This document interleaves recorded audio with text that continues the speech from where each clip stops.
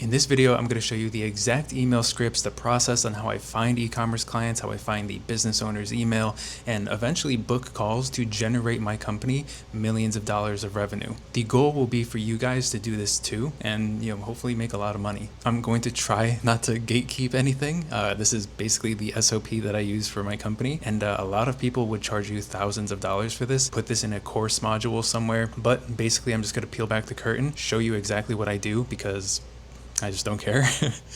So let's get into it. But first, I did want to say thank you for everyone who reached out via Instagram. I really enjoy helping there. So feel free to follow, send a message, and I'll help out the best that I can. And also, thank you guys for the support on these videos so far. To be honest, YouTube is kind of a second thought for me because all of my attention and energy is focused on running my actual business. But it is really uplifting to kind of see the traction so far on these couple of videos that I posted. So I do want to kind of make it a little bit more consistent. I want to be able to help kind of show what I'm doing for my company, and so you guys can start your own and make some clients, get some clients, and make some money. Now let's get into the actual video. But let me preface this and say that there are a million ways to find agency clients. Even in one of my last videos, I showed how I sent an Instagram DM to someone and got a reply. But here I'm going to cover one method that I've been doing since the start of my journey. It's probably resulted in 80% of the clients that we've gotten and retained. And it helps keep my pipeline full every single month. So in case one client leaves,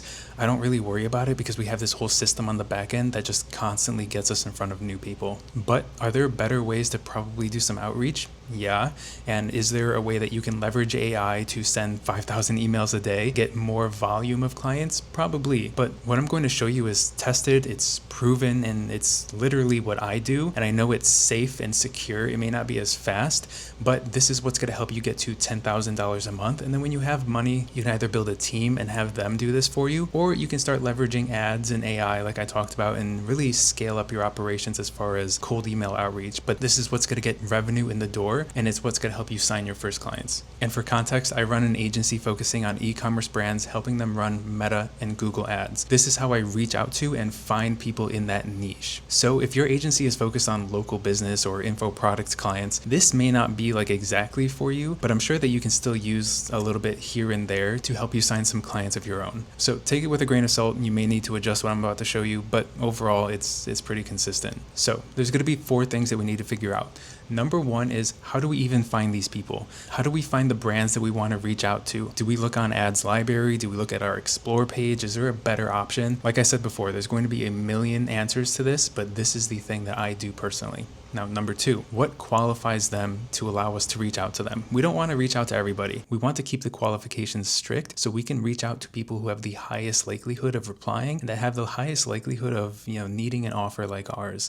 I'd rather send 10 emails to qualified prospects and get back 5, 6, 7 replies than send 500 emails and only get back 5 replies. Now, number 3 is, who do we send the email to? And this is very important because you don't want to send it to the customer service or the sales at or the info at email. Can you do that if that's the only option? Of course, but I think it's always best practice to reach out to the founder, to the CFO, to the CMO, anybody who has hiring authority. Overall, we want to reach out to and find the business owner email if possible and reach out to them so then we can get on a call with them directly. And then number 4 is, what do we say when we reach out to this person? What are the email scripts? What's the follow-up sequence? I'm going to share all of that with you guys here, and hopefully you find some value because, again, this is what I've been doing for the past 5, 6 years, and it works for me. So, I know it's going to work for you guys. And when you're just starting out, you have a lot of time and you don't really have a lot of money to, again, like I said, to leverage paid ads and stuff like that. So we need to manually put in the hours to be able to find these clients, to get on calls with them. So this process is basically going to cover that. Let's jump into my computer and we can get started. So first things first, like I said, my niche is e-commerce brands. And so the thing that I found is I use this website called myip.ms. And so when you get to this website, you're going to go to a different page, but just go to this tab here, websites, and then go to world database websites. What does this say? Then just go to world websites database. It'll take you to this page. Now, why this page is important, you can see that there is, 345,000 tabs of websites. our e-commerce brands are going to live in here, but it's going to be very kind of manual how we find them. And so one thing that we can do is use these filters up top. And this first one that I use, I just sort by Shopify. I narrow down this platform and I narrow down this database to everybody on the Shopify website or the Shopify hosting, because I know if they're on Shopify, it's a high likelihood that they're selling products, right? So they're an e-commerce brand or they're just someone that's selling a product that could benefit from ads. And so that's exactly why we're going to narrow this down. And you could even go a step further. You can do full part website name. So you can put in baby in here. So now it'll narrow down every website that has the word baby in it. So baby blankets or whatever. Another thing that you can do is popularity. So visitors per day. This is how you can reach out to brands that maybe are just starting. They're getting some traction, but they're not getting, 10,000 visitors a day yet. They're not at that scale. And so this is a good place where you can find a middle ground of people that have traction, but they haven't scaled dramatically yet. For this, we're just going to do Shopify. And all you have to do is hit search there. And then now you're going to see that all of this and even your search tabs have narrowed down to 12,800 tabs of people on the Shopify platform. Now, an important thing to know is look at this first page. It's a bunch of huge brands, right? We kind of have to be realistic. Like even I can't reach out to Gymshark or I can't reach out to Skims. I'm not going to be working with Kim Kardashian. You know what I mean? They already have their marketing in place. And so I need to strategically go to page, I don't know, like 5,000. I need to get to a different page to where I can reach brands that aren't super well known, but they're on Shopify and they need ads. They need my help. And so here is where we're going to get into these, brands that maybe aren't as well known. Of course, you'll still find some like good brands up here. But the thing that I do then is I just open up this little window here and I just look at the little preview that comes up and I really just see on the first glance, is it a brand that I would want to work with? Do they hit my qualifications? There's a few things that I do to qualify some brands and we can of course go through them. But here you're also going to see that, some websites just aren't set up properly. And so you're just going to want to disqualify them. Like this one doesn't even show that, the website is set up properly. So we're just not even going to move forward with them. But another good thing is that just make sure when you are looking for these brands that usually good brands to work with have a very clear name. And so for example, this one, Perfect Pillow. They're probably selling like some sort of pillow product, right? And so we're going to want to open up this preview. We're going to see what this is. But actually, when I just looked at this, it doesn't look that great to me. Like, where are the products? It doesn't really look like a good site. It doesn't even look like they're selling pillows. So we're just going to exit out of that one and we're going to keep going. This one is Drink Koya.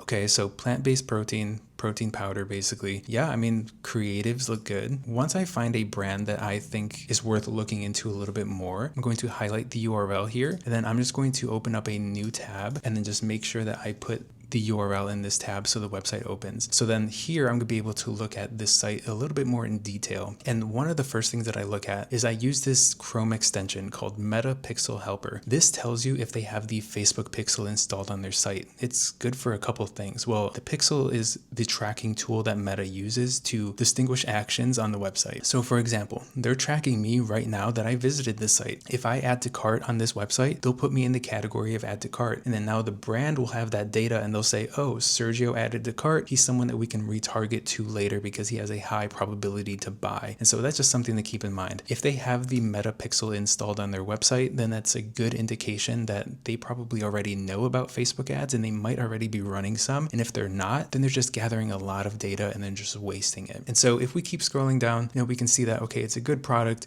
Good creatives, that's something I look out for. I want something and I want to work with a brand that has good visual assets because these visual assets we can leverage in the advertising campaigns. And when you're running meta ads, the creative is probably going to be one of the reasons for your success. If you have bad creatives, you can't really make advertising work. But if you have good creatives, then advertising becomes a lot easier. And so if a brand already has good creatives, that's just one thing off of the checklist. And so the next thing that I do is I go to their Facebook page and I just go to their business Facebook page, go to this about section, this about tab. And a good thing to note is that, look, they already have 45,000 followers. So we know it's not a new brand. It's not a small brand. This is a brand that's probably already running ads. And let's see if, how they look.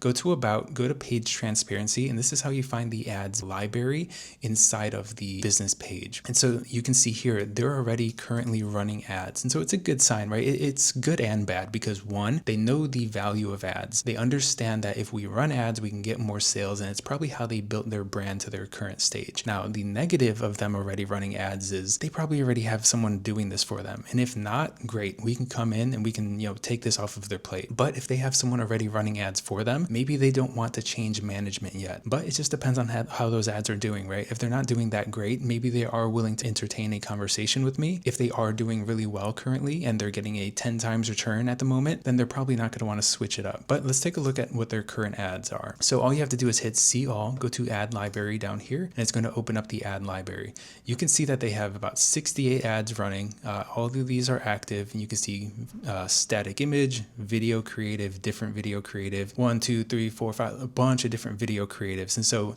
the thing that this tells me is that they're probably running all of these. They're letting all of them get spend, and I can guarantee them that 1 to 3 of these are actually pulling the weight of their sales. And what does that mean? 1 to 3 of these are statistically and analytically better. And I can get into this when we make a video about running ads. But when I see a brand running 10 plus creatives, it's a sign that about 80% of these creatives up here are bleeding their budget. They shouldn't be running because the top 1 or 2 ads here is pulling the weight. It has a lower cost per click. It has a lower cost per purchase. It leads to higher click-through rates. Everything else is weighing them down. And that's where the margin comes in, because if you can increase the margin on advertising, now you can increase the return on ad spend, which is the money that the brand makes. And that's a little golden nugget for you guys. I know we haven't talked about ad management yet, but that is a very key part of it. If you see a brand running 1 million creatives, you can say, hey, I see you're running, 68 ads here. What's the likelihood that there's 5 of those actually pulling the weight and getting you results, and 63 of them are actually weighing you down and weighing down the overall average? Is that worth an audit for me to look at the account and see if I can pinpoint that?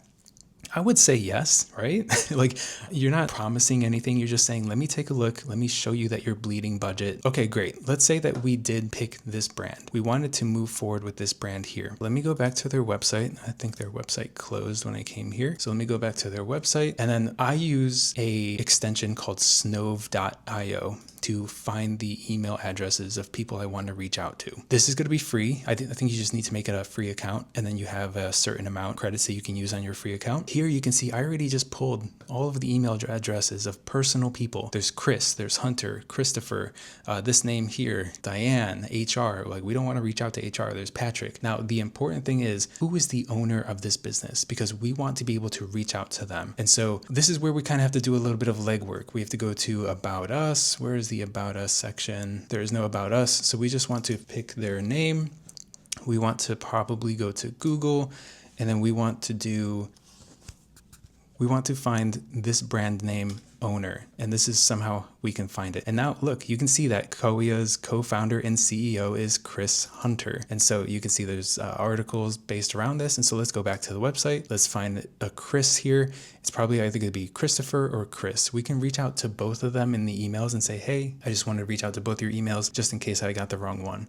So overall, we have the email. We have the owner's email address. We have a good brand we can reach out to. We have reason to reach out to them. We say, hey, you're running 68 ads. I bet you 65 of those are actually weighing you down. Can I do a quick audit? The CEO is not going to dismiss getting more margin in his advertising. You know what I mean? And so this is how we find our brands to reach out to. Now, the next step of what you do, you have the owner. You have his email, you have the brand, you know that they're running ads, you know that they have the pixel. Now we have to put this into a CRM or just even a Google Sheet. And I train my team on how to use a Google Sheet. So we're going to jump into one of those right now. I'm going to show you how they set it up. And so you can see here, this is one of our team members, Alyssa. She's been with us for a while, since 2023. You can see that there's 1 million leads down here.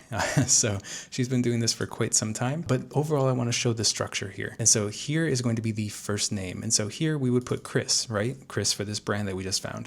We're going to put him as the CEO and co-founder or co-owner. We're going to put the company name, which is this Koia one. And then we're going to put Chris's email here. We're going to have the name, his position in the company, the brand name, personal email, and then we're going to have the website, which is going to be drinkkoia.com. We're going to say yes to the Facebook pixel, and we're going to say yes that they're running ads. Now, the reason why this is important, because I have a unique script for each of these variables. If they don't have a Facebook pixel and they're not running ads, I have a script for that. If they do have a pixel and they're running ads, I have a script for that. And if they have a pixel but they're not running ads, So overall, we have everything that we need. I know we didn't fill this out, but this is basically all you need. You don't need their revenue. You don't need their LinkedIn. You don't need their TikTok account. This is all that you need to know.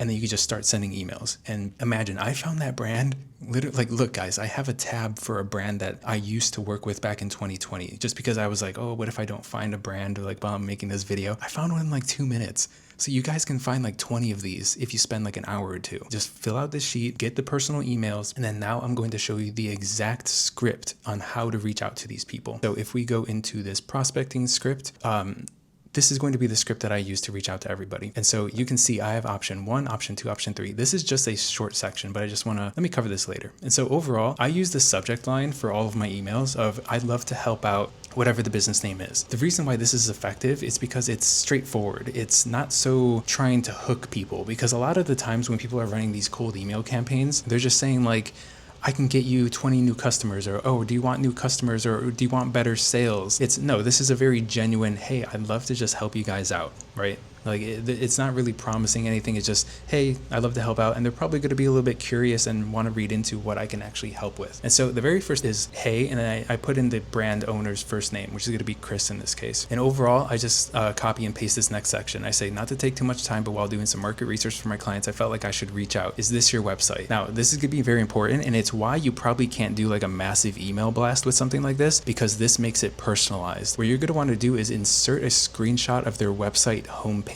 Now, what this does, and trust me guys, I've been on a million sales calls and they always tell me, thank you for sending the screenshot. It showed me that you were actually on my site and this wasn't just a blasted email script. And this is why this works. Like, this is why people might look at this video and go, he's stupid. Why is he saying send 10 emails or 20 emails when I can tell them to send 500 of a generic script? Guys, if you send 10 qualified, customized emails that make the clients know that you are on their website, that you actually care, that you actually have something of value, you are going to get a dramatically higher reply rate and dramatically higher chance to sign the client. Overall, you're going to want to take a screenshot of this homepage and then just put it in the email script. Just put it here. And then now below that screenshot, you're going to want to do options 1, 2, or 3 from above. Now, this is where I said the individual scripts come into play. We're going to want to go back to our lead sourcing, and we're going to go, okay, that person had a Facebook pixel. This was a yes. And that person also was running ads. And so based on our script, option 3 suits it, because if the business has a Facebook pixel, it is already running ads. So basically the script just changes here. It says what stood out was you have a Facebook pixel gathering tons of data, but do you think there's room for improvement with the return on ad spend? Of course, I won't know exactly until I see the campaigns you're running firsthand, but you should have a complex blah, blah, blah, blah. Here's the options for, the different variables. So if a business has the Facebook pixel but isn't running ads, and I'll just say what stood out was you have the Facebook pixel probably gathering a ton of data, but there's a lack of ads being run. You aren't even leveraging all of that data with a simple retargeting campaign. And so this kind of tells them like, hey, you're gathering data, but you're not even retargeting them. And I say, I can only imagine how many more sales would come in if you stayed top of mind with your customers. They were on your site for a reason, right? So this kind of puts the question on them of like, well, you had people on your site, like, you want them to leave? Kind of like now rethinking like, oh crap, like I'm not running a retargeting campaign. It kind of makes sense. But then also here, if the business doesn't even have a Facebook pixel and they're not running ads, it's maybe a brand new website or whatever. You could just say something as simple as what stood out was you didn't have the Facebook pixel installed. Essentially, this means you're missing out on collecting data from every single person who has already taken some sort of action without ever the possibility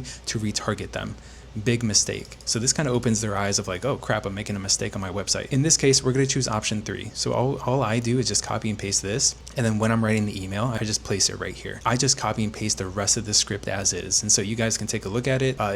It basically just adds like some credibility of like who I am, how I can actually help, and basically like, what I've done. The next thing that I say, and this is why I just copy and paste it, because it's generic for everybody. It works for everybody. The next step is the e-commerce brands I work with have all had similar issues at some point, whether that because of time or just not having the general know-how, since you guys are handling every other aspect of the business. I wanted to reach out to you guys directly because, well, that's where I come in with all of this, and I won't read all of it, but basically I just say, hey, I can do this really quickly for you guys. I've worked with over 350 150 e-commerce brands. Over 20 have been on Shark Tank, Good Morning America, The View. I've built up 14 brands to $1 million companies who were just, startups bootstrapping their capital. I even add in kind of a little story to make it a little bit more personal. I say one was shipping products from their living room, scared to spend $50 on ads. We laugh about it now as they spend $2,500 a day. So that kind of shows them. And I think this is important because a lot of newer companies, and maybe companies that aren't running ads at a certain level yet, they're worried on spending ads. They don't want to spend $100 a day. And they think that if they're getting reached out to by an advertising company, that they need,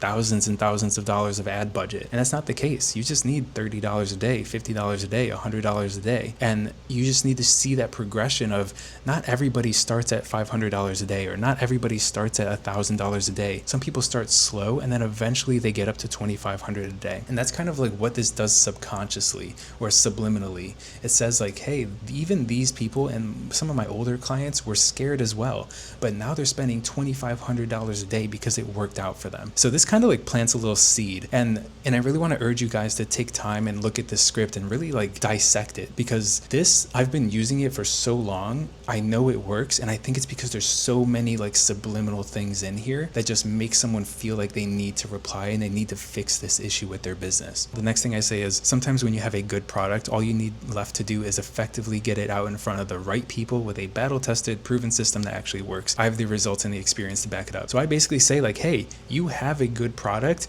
you just don't know how to get it out to the masses yet. And that's what I'm here for. And this is exactly what I say here. With my experience, I can help you streamline, blah, blah, blah. And then I just go on and say, anyway, I won't ramble on forever. I'd love to speak with you further and see if I could bring any value to, and then you input their brand name here. And then on Facebook or Google, why not both? When's a good time to chat? ? All the best, and then your name. Now, a lot of people tell me that this is way too long. Send 2 to 3 sentences, see if you get a reply. You have to remember, everybody is doing that.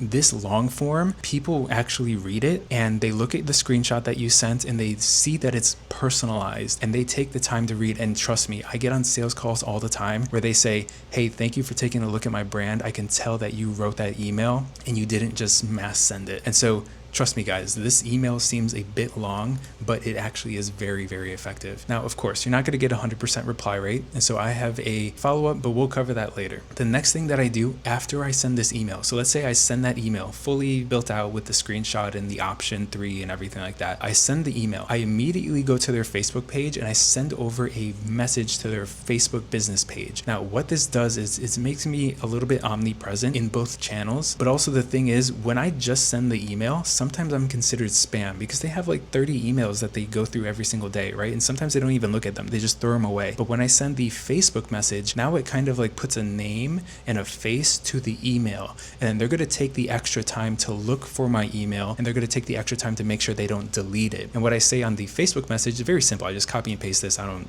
change anything. And I just say, hey, I just sent you over an email, but wanted to reach out here too, so you know it's not just some spam. I know you get about 20 plus a day. So basically I say like, hey, I understand you're getting all of these emails, but I want to reach out here as well to show you I'm a real person. And I pointed out a few noticeable things that are worth checking, but aside from that, feel free to reply here or there. This part is important because you want to show them that there's something that if they don't read your email, there's some things that they're going to be missing out on. And I say that there's some things that are worth checking. And so if they don't look at my email, then they're missing out on some things that they have to be checking for the website, right? And so overall, this kind of just urges them to go and read the email that I sent. Now, with both of these things being done, if I don't get a reply in 2 to 3 days, I'm sending my first follow-up in email. I never send a follow-up in Facebook. You can, sure, but this is the follow-up that I send in email. It's a very quick one, just to make sure, just to bump the email back up, just to kind of get top of mind again. Say, hey, I hope you've been well. Just wanted to send a little bump to my last email. I know life can get busy, especially these days. I wanted to make sure that I was able to help with any questions on the previous message. Again, get them to read that first message again, and then just kind of reinforce what you were saying. Just honestly, I loved the products, the caliber of the branding, and the awareness you already had gathered with the audiences built, and wanted to reach out quickly. For me, I only reach out to companies I know I can help make their ads profitable. Is this the right email where I can reach you? Overall, wait another 2 to 3 days. If you don't get another reply, now you go to the third follow-up. This is actually my final follow-up that I send people. And if they don't reply to this one, then I just stop emailing them. I just say, hey, sorry for blowing up your emails. Haven't heard anything back, so I'm assuming right now now might not be the best time to fix those marketing issues I mentioned. Maybe next year, question mark. This kind of like puts it on them of just like, oh, okay, I understand. You don't want sales right now. Maybe you can focus on it in a year. So it's kind of a little bit of a jab, but I found that it does kind of help kind of push people to reply and like want to actually get started on something. And I say, I definitely understand I'm not one to pester when unwanted, but I thought some results I've been able to get my current day clients, blah, blah, blah, will show you that there's at least better strategy and, you know, you can get better results than what you're probably getting. So I just show some screenshots of this one. I increased the revenue by 45%, got this brand an extra $700,000 in revenue in 90 days. This one, we did a 40 times return on Google. Google's not that hard to get a return on, so don't come for me in the comments. $5,000% increase in revenue during Q4.